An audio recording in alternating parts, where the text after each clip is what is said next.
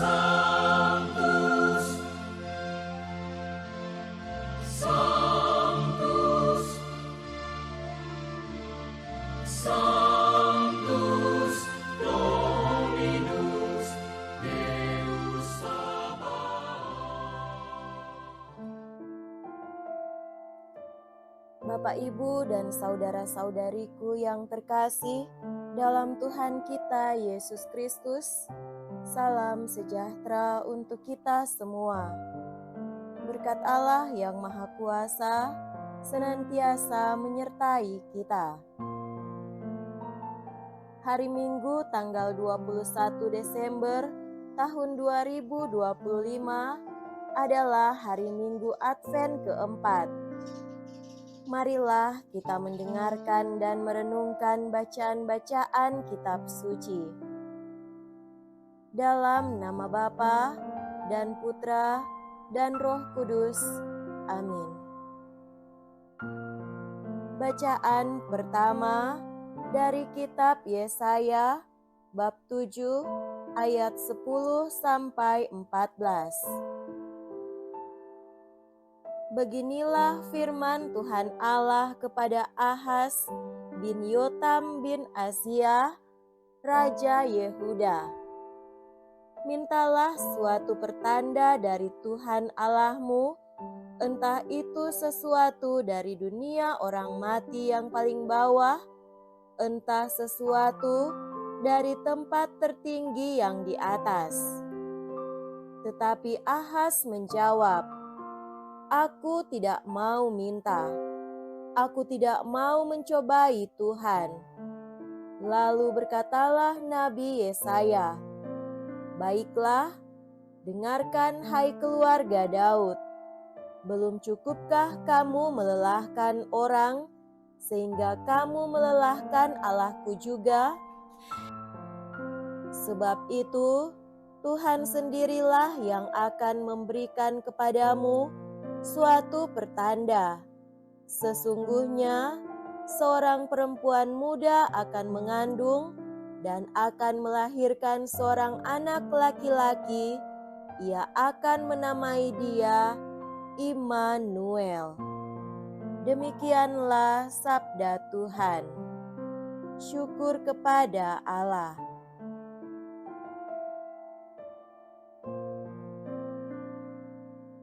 Bacaan kedua dari surat Rasul Paulus kepada jemaat di Roma, bab 1 ayat 1 sampai 7.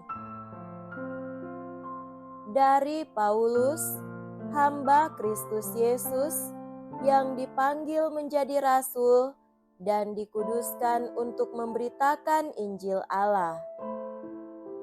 Injil itu dahulu telah dijanjikannya dengan perantaraan para nabi dalam kitab-kitab suci. Pokok isinya ialah tentang Anak Allah yang menurut daging dilahirkan dari keturunan Daud dan menurut Roh Kekudusan dinyatakan sebagai Anak Allah yang berkuasa oleh kebangkitannya dari antara orang mati. Dia itulah Yesus Kristus Tuhan kita. Dengan perantaraannya, kami menerima kasih karunia dan jabatan rasul untuk menuntun semua bangsa supaya mereka percaya dan taat kepada namanya. Dan kamu yang telah dipanggil menjadi milik Kristus, kamu pun termasuk di antara mereka. Kepada kamu, semua yang tinggal di Roma, yang dikasihi Allah, yang dipanggil dan dijadikan orang-orang kudus, semoga kasih karunia dan damai sejahtera dari Allah Bapa kita dan dari Tuhan Yesus Kristus menyertai kamu. Demikianlah sabda Tuhan. Syukur kepada Allah.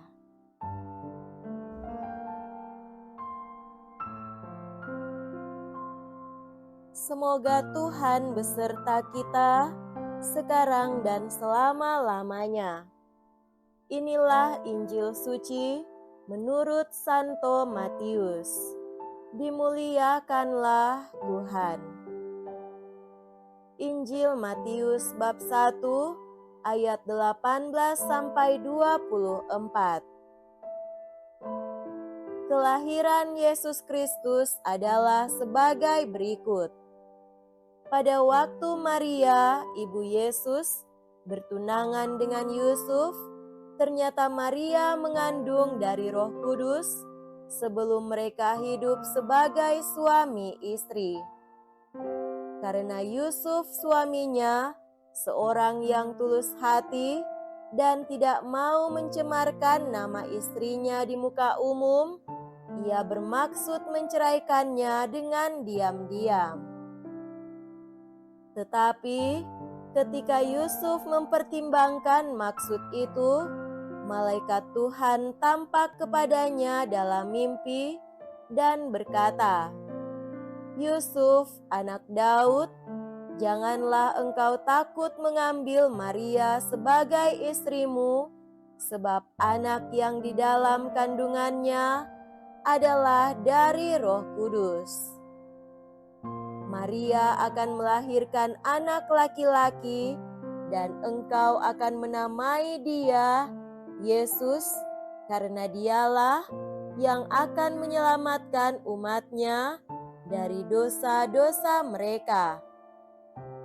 Hal itu terjadi supaya digenapi yang difirmankan Tuhan melalui para nabi. Sesungguhnya anak dara itu akan mengandung dan melahirkan seorang anak laki-laki, dan mereka akan menamai dia Immanuel, yang berarti Allah menyertai kita. Sesudah bangun dari tidurnya, Yusuf berbuat seperti yang diperintahkan malaikat Tuhan itu kepadanya.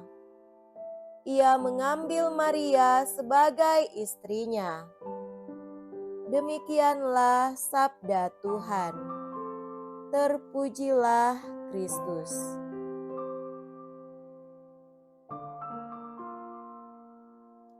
Saudara-saudariku yang terkasih dalam Tuhan kita Yesus Kristus, tema renungan kita pada hari ini adalah penyertaan Tuhan dalam keluarga.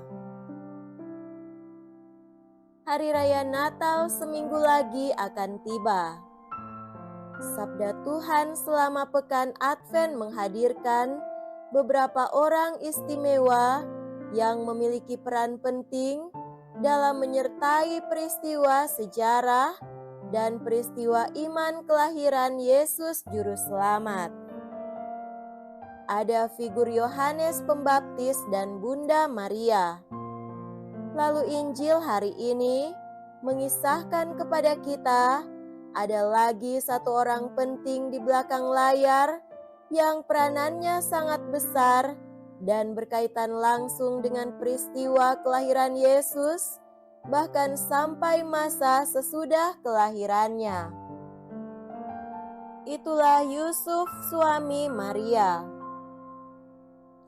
Yusuf dipanggil, dipilih dan dikhususkan oleh Tuhan Allah untuk mengemban suatu tugas dan tanggung jawab yang besar dan mulia. Ia menyertai kehidupan panggilan Maria. Ia menerima Maria sebagai istrinya dengan tulus dan mendampingi Maria untuk mendidik, membesarkan dan mengasihi Yesus dengan sungguh-sungguh. Ia merupakan figur seorang ayah dan suami yang sederhana, tidak banyak bicara, tetapi tulus hati dan sangat bertanggung jawab. Oleh karena itu, Yusuf merupakan tokoh yang penting, berpengaruh dan menarik untuk direnungkan. Peranan tokoh ini yang juga hendak ditekankan oleh penginjil Matius. Saudara terkasih, Setidaknya ada dua inspirasi istimewa dari Yusuf. Pertama, pribadi yang tulus hati. Penginjil Matius menyebutnya adalah orang yang tulus hati dan tidak mau mencemarkan nama istrinya di muka umum.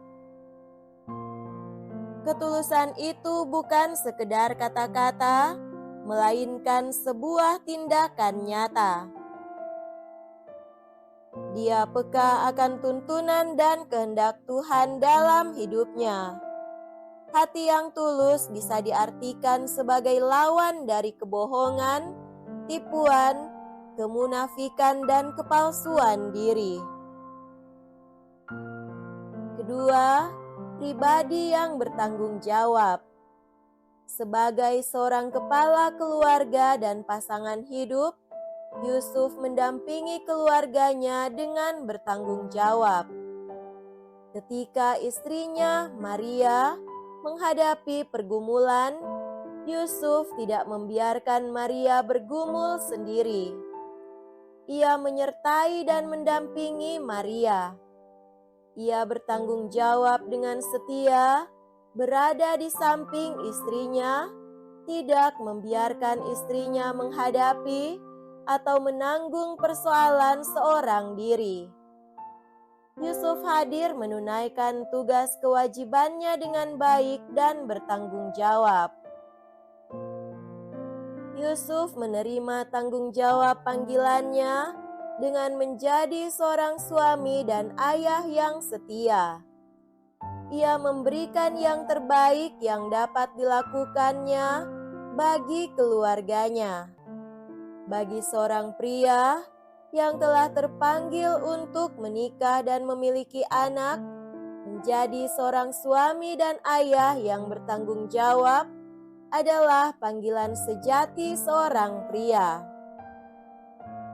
Saudara-saudari terkasih, Yusuf dipilih Allah dari semua laki-laki yang ada di muka bumi ini untuk menjadi ayah manusiawi Yesus di dunia. Ketulusan hati pria sederhana ini yang menjaga, mendampingi dan melindungi wanita, istrinya, Maria, ketika sedang mengalami pergumulan atas panggilan Tuhan. Sikapnya yang amat bertanggung jawab sebagai suami atau bapa keluarga dalam menjaga seorang bayi atau anak yang dipercayakan bahkan sejak dari kandungan. Teladan inilah yang layak menjadikannya sebagai pelindung gereja dan teladan para pria, para suami. Sebab melalui Yusuf, para suami, bapa, dapat belajar untuk mengasihi istri dan anaknya dengan tulus tanpa pamrih dan tanpa syarat, apapun situasi dan keadaan keluarganya. Maka, marilah pada pekan terakhir menjelang Natal ini, jadikan hidup Santo Yusuf sebagai teladan bagi kita semua, khususnya bagi pria, suami sekaligus ayah dalam berkeluarga, bekerja, bermasyarakat, beribadat dan berdoa menjadi teladan. Menjadi contoh gembala yang baik dalam rumah tangga yang dipenuhi ketulusan hati. Betapa rindu Santo Yusuf di surga saat ini untuk melihat dunia ini muncul Yusuf-Yusuf yang lain yang masih memberi harapan kepada dunia bahwa ketulusan, tanggung jawab, dan pengorbanan diri untuk Tuhan dan keluarga itu masih mungkin terjadi. Kerinduan itu sangat diharapkan dari para wanita, istri atau pasangan hidup, dan anak-anak di dunia saat ini dan sekarang ini. Kita saling mendoakan agar setiap kita dimampukan untuk melaksanakan teladan Santo Yusuf ini, khususnya bagi para suami, atau bapa rumah tangga di keluarga kita masing-masing. Kehadiran dan pendampingan sebagai seorang suami atau bapa sebagaimana teladan Santo Yusuf di tengah keluarga kudus menjadi tanda nyata penyertaan Allah dalam suatu keluarga. Semoga demikian. Amin. Dalam nama Bapa dan Putra dan Roh Kudus. Amin.